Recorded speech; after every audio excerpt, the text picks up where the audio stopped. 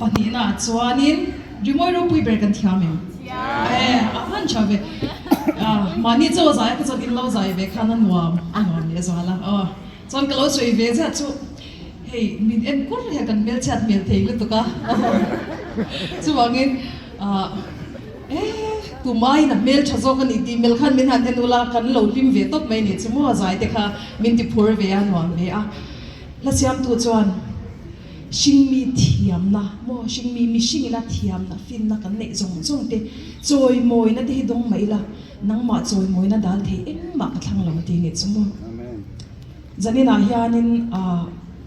chuan tur nei kan om chen deringa ke chu tu te emoni la ka chuan mo US la rom thing ve lo te la ka chuan ke chu ka thling to kum heti za thi kom to ati ve the ni chu kan thlen rol pui te ro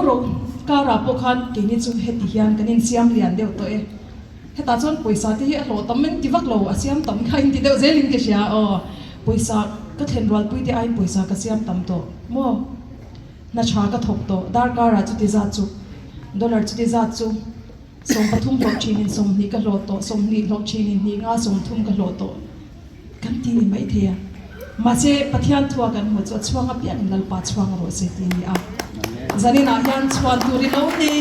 ni chuan lal pa lo chuang le ro ti kha ka message ani pathian ro pui nan rimoi ro pui ber kan sa ne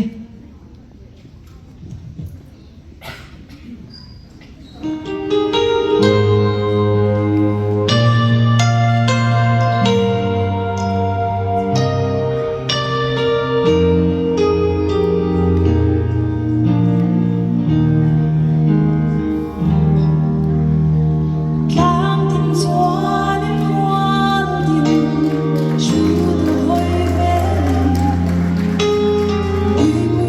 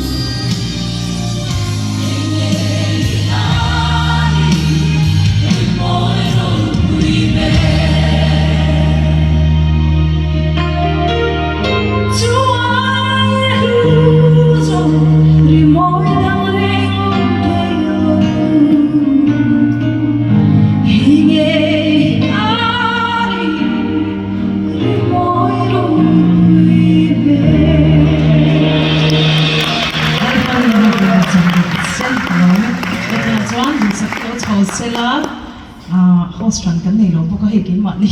host kan ngal rem ke sha so video lekin kan so ni chu do saki lo chau sela ni hi youth icon attraction Mongolian attraction youth icon 2012 kan patni na ani a ti chuan chita tang chuan no pangte ani atangin Mongolian attraction na ni chu boina tun huna hian hei Mizoram a po hen rong kan bol ho meu lawa chan chu a ho hian min som theibi lawa so wangin zanina hian helai huna concert kan nei ho hi kan lo em ani hla patni ani po hen ron sa chun zom manga chuan adu du ron som chun zom dona hlute te pol an lo ring thei mai thei